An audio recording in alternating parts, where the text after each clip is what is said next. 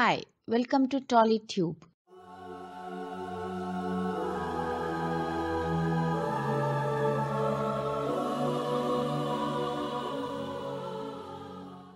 రాధ, అంబిక, భానుప్రియ, శాంతిప్రియ, నిరోష, రాధిక, శ్రీదేవి, మహేశ్వరి ఇలా అక్క చెల్లెళ్ళు ఒకరి తర్వాత ఒకరు విడివిడిగా సినిమా ఇండస్ట్రీలోకి అడుగుపెట్టి హీరోయిన్లుగా మంచి పేరు డబ్బును సంపాదించుకున్న వాళ్లే. అందులో చెల్లెల కంటే అక్కలు మాత్రం స్టార్ హీరోయిన్స్ గా సినిమా రంగాన్ని ఒక ఊపు ఊపారు. ఇక ఈ కోవలోకి వచ్చిన వాళ్లే ఈ రోజు మనం మాట్లాడుకోబోతున్న ముగ్గురు అక్కా చెల్లెళ్ళు. అక్క అయితే కెరియర్ మొదట్లోనే తెలుగు, తమిళ్, కన్నడ, మలయాళం, హిందీ భాషల్లో నటించి స్టార్ హీరోయిన్ అనిపించుకుంది. ముఖ్యంగా తెలుగులో అప్పట్లో ఈమెని గ్లామర్ క్వీన్ అని అనేవాళ్లు. అంతలా స్టార్డమ్ ని సంపాదించుకుంది ఈమె.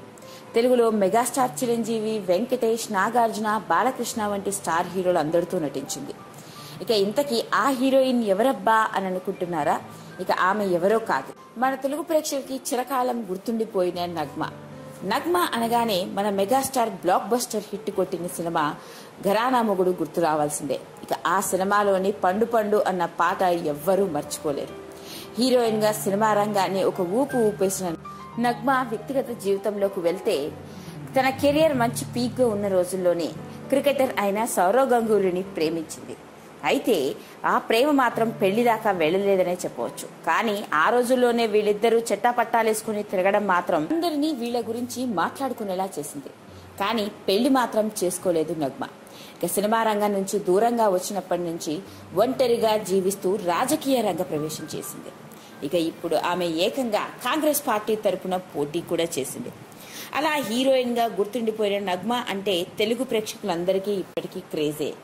కాకపోతే మిగతా అందరి హీరోయిన్ లాగా సెకండ్ ఇన్నింగ్స్ మొదలు పెట్టకపోయినప్పటికీ ఏదో విధంగా మనల్ని రోజు పలకరిస్తూనే ఉంది. ఇక ఈమె ఇంకొక చెల్లెలే జ్యోతిక తమిళ్లో ఎంత పెద్ద స్టార్ హీరోయినో మనం చెప్పనవసరం లేదు. ఒక స్టార్ హీరోకి వచ్చేంత ఇమేజ్ ని సొంతం చేసుకుంది ఈమె హీరోయిన్ గా ఉన్న రోజుల్లో. ఈమె కూడా అక్కలాగానే తెలుగు, తమిళ్, కన్నడ, మలయాళ భాషల్లో ఎన్నో సినిమాల్లో నటించి స్టార్ హీరోయిన్ గా మంచి గుర్తింపును సంపాదించుకుంది. ఇక తమిళ్ సూపర్ స్టార్ అయిన సూర్యాని ప్రేమించి పెళ్లాడి సినిమాలకి దూరంగా వచ్చేసింది.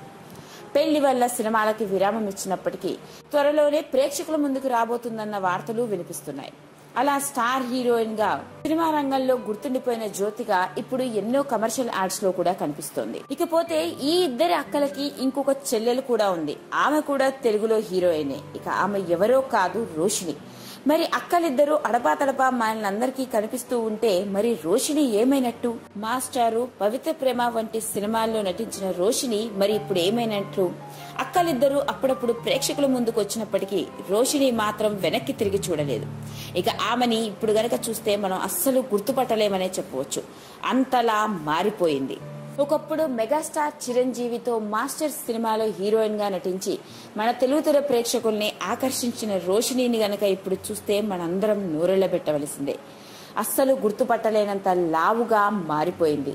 తన అక్కలిద్దరూ ఇంకా గ్లామర్ ని మెయింటైన్ చేస్తుంటే రోషిని మాత్రం దీని మీద పెద్దగా దృష్టి పెట్టలేదనే చెప్పవచ్చు. హీరోయిన్ రోషిని తన అక్కలిద్దరితో కలిసి శిష్య అన్న సినిమాతో తెరంగేట్రం చేసింది.